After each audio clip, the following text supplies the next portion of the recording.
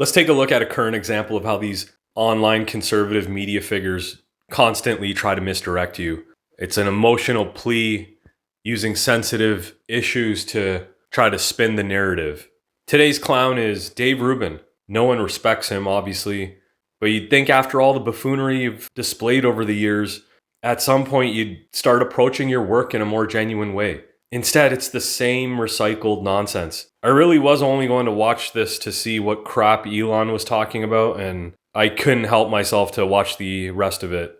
You'll want to watch this because it really is just so bad.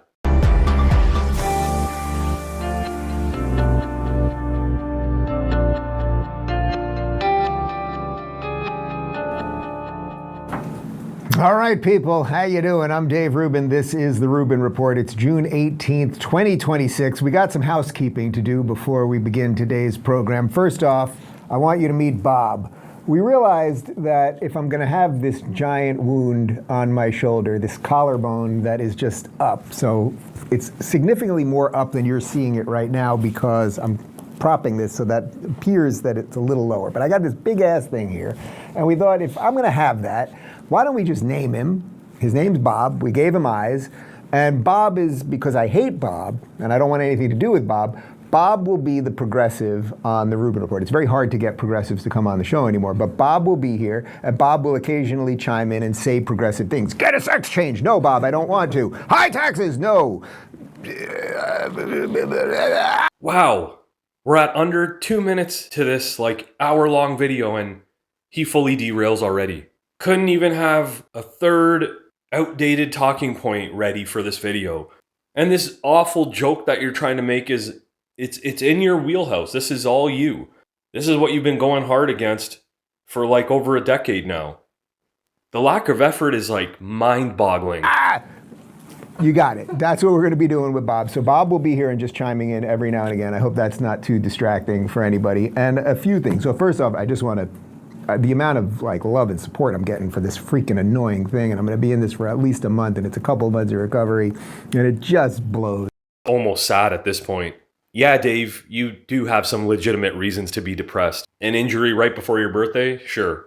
It's the cherry on top of the cake being your disastrous appearance on Jubilee and the ensuing beatdown online afterwards. And yeah, I love the catchphrase, a show for normal people. That's the tagline for this guy's show.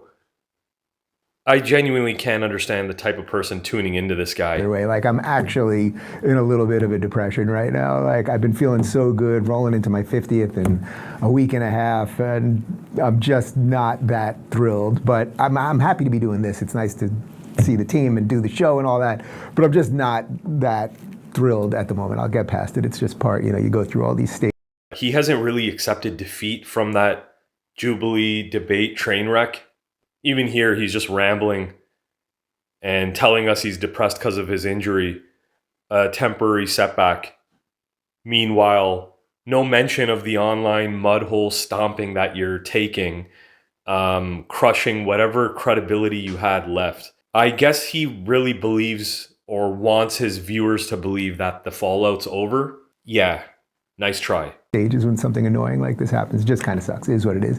But you guys have given me an incredible outpouring of support, and people have recommended all kinds of things. I am with Dr. Richie Striano, who fixed my knee a year and a half ago when I blew that out playing ball. I am going to get stem cells and do all that in about a week and a half. You have to wait for the initial, some of the inflammation to go down, and your body's doing an awful lot of stuff right when you get injured. So we got to wait a little bit. I'll do that probably the last couple days of June, and then we'll see what happens.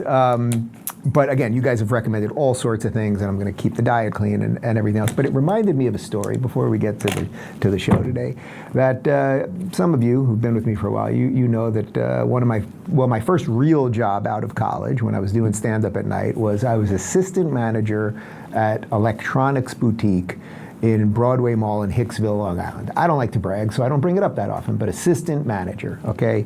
And in '99, I moved more Pokemon Red than anybody. They couldn't keep it on the shelves because of me. And I don't know, I was basically a kid out of college, and I was like, I don't know, what am I gonna do with I love video games, I'll sell video games, as if that was gonna be what my life was. Anyway, I was assistant manager, at Broadway Mall. I don't know. I think I was making $12 an hour actually, right out of college, if I'm not mistaken. And I remember there was a guy that was a part-time video game salesman. He was much older than me. I thought he was like an old guy. He was probably in his like late 40s or 50s, and he had been in and out of jail. He had all these crazy tattoos. He was banged up. You could see everything about this guy was kind of banged up. And one night after we closed the store, we had to put up, you go into video game stores and they put up all the like cardboard cutouts. There's Sonic the Hedgehog, there's Mario, whatever. And we're putting up Sonic, I think it was Sonic, and he's on the ladder and he's above me and I'm down there. So I'm picking up all the things and he's putting them up because we're gonna put them all over the store.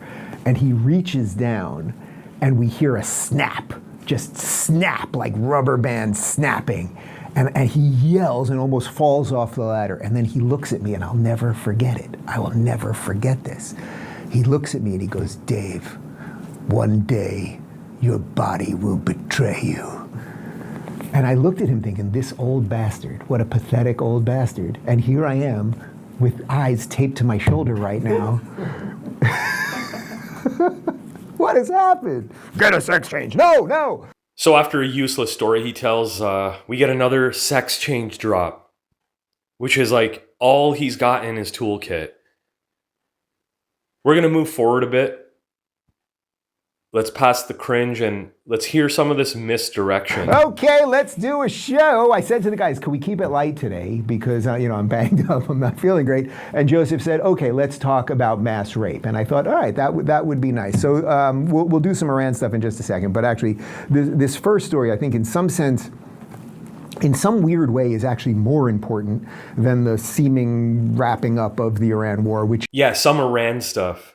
The war allegedly coming to a pathetic end, and it's time for some misdirection. Is that, for years now, it's been happening for over a decade. It's a horrible story, and you're already wrong. It hasn't been going on for over a decade. The grooming gangs have been in the UK since like the 80s, 90s, and they've been taking advantage of white girls, Punjabi girls for 40, 50 years now. They've ran prevalent.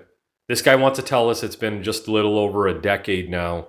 There has been this British grooming scandal where mostly Pakistani Muslim men have come to England, come to Britain, and they have been raping en masse young British girls. And now it sounds like it's to the tune of 250,000 of these girls. This is absolutely insane. So a member of parliament by the name of Rupert Lowe just released the full inquiry on this. And let me read you a bit. It is just wild, but you'll see it's so connected. When I say this is bigger than the Iran thing, there it is again. Some light peppering, dismissing the Iran war. Literally has not wrapped up yet. But the moment he heard some statements from his boy Donald, he's ready to call it a day. There's no reason for the dismissal of the war. It has consumed the entire year. Your viewers are capable of understanding that the war and the grooming gangs report each can stand on its own merit. Dave's also part of the larger web that helped to sweep that island guy under the rug. So connected to everything we talk about related to culture and borders and deportation and the betrayal of the left for the feminists and everything else. So let's take a look. The UK grooming gangs are absolutely horrible and needed to be addressed long before the UK went quote unquote woke. Be careful here. You're going to get people like Elon and Dave Rubin and guys like him who will insist to you that this only began during the woke era. I've read extensively about the grooming gangs. I've seen many stories and heard many stories since the 90s. I've read about many of the innocent white British girls as well as the Sikh girls in the UK having their lives destroyed and no justice. Read you one other thing and then I'll comment, which is that Elon Musk retweeted that and wrote, "Those who knew must go to prison for a long time." Now, this whole grooming gangs report really comes out at a perfect time for Elon. He's been on this endless campaign on X about the UK invasion, and in the past year joined Tommy Robinson during a protest, a rally in the streets, and he had some pretty wild stuff to say. I'll flip over to that in a couple minutes here. Before we get to that, I want to show you this Newsmax clip that Rubin's highlighting. But here's Rob Finnerty on Newsmax talking about the changing demographics of Europe and why, in some sense, this is all baked in. 50 million Muslims now live in Europe. At the turn of the century, that number was less than 500,000, and more are arriving every day. As the people who lead these countries try to do what Joe Biden tried to do here, and that is fundamentally change the racial and ethnic makeup of a nation and make white Christians a minority in their own country. In England, feels very nostalgic. It's crazy how history repeats itself. You really can feel the many similarities of this era and the 2000s Bush era. Alone, right now, 10 major cities, including London, now have Muslim mayors in a nation that was built around the Church of England. Muslims are now running major cities across the country for the first time in history, and the English want us to believe that this is all normal. In November 2015, 130 people were killed in Paris, France, when ISIS terrorists carried out multiple attacks in one day, targeting crowded restaurants, cafes, and large crowds. The French did nothing to close their borders. In March 2016, 32 people were killed at an airport in Belgium after an ISIS terrorist attack. They did nothing to secure their borders. In July 2016, 86 people were killed when ISIS terrorists ran down a Bastille Day crowd again in France, and they did nothing to close the border. The border stayed open after the 2017 London Bridge attack and the 2017 Manchester suicide bombing and the 2024 Christmas market attack in Germany. None of this was enough to stop or even slow the flow of radical Muslims into Western Europe. Okay, so the list goes on and on of terrorist attacks and everything else. But the reason this story is so important. The most opportune time for this report to drop when the anti-Muslim, anti-Brown sentiment is at an all-time high. Is if a government, in this case, the British government, if it will sacrifice its own population, like its most vulnerable, young girls, will run a massive cover-up because it doesn't like the political correctness issue around brown men or Muslims and or committing these crimes, then at what point is it a valid government at all? I think there's a real question there. And then, as it pertains to all of the Muslim mayors in all of these places, well... I'm just curious how many Muslim mayors there were in the UK in, 2004. The grooming gangs have been causing terror for decades now, and he continues to just loop back to the woke era. Look, you have to treat everybody as an individual, of course. And then over time, you can sort of start extracting that are there trends within these groups, and if 90+% of the people... Anyways, let's jump to your boy Elon, who's gonna incite rage into the masses here. So now I want to show you this video from Elon talking to the British people, really making the point that if something is not done about this, well, it will get significantly worse. You're in a fundamental situation here where whether you choose violence or not, violence is coming to you.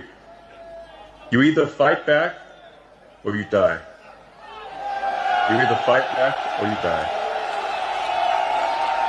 And that's the truth. Today, Elon, I think the British public are telling the world that they're ready to fight back. Good. Again, just some wild stuff to be saying, especially virtually. Step up and join in person. This guy's constantly fighting this fight on X, and now he's on Zoom. You can't find a bigger hypocrite. It was only a short 13 years ago when this guy was simping to get on the island, and he got dumped by his boy at the last minute. Why do we have sovereign nations? Why do we have borders? Why do we have walls? Why is the United States different than Canada? Right? It's to protect a certain set of values. In the case of the United States, I would say it's without question the best set of ideas for human flourishing, which, as I always say, is why none of the people who endlessly bitch and moan about this place ever leave. The only two people, no, I think 3 lesbians left, and they all came. Wait, who was the third one? We got Rosie left. She went to Ireland, couldn't take it over. So yeah, we absolutely recognize grooming gang victims and the predators that should face justice. It's clear this guy knows nothing about the grooming gangs and is latching onto it for the narrative, as always, spinning it back to their bullcrap. At a time like this, always know there are tons of opportunists like Dave Rubin and Elon Musk trying to fuel their base while they really just want to distract you. They really just want to get you riled up while they sit back and laugh.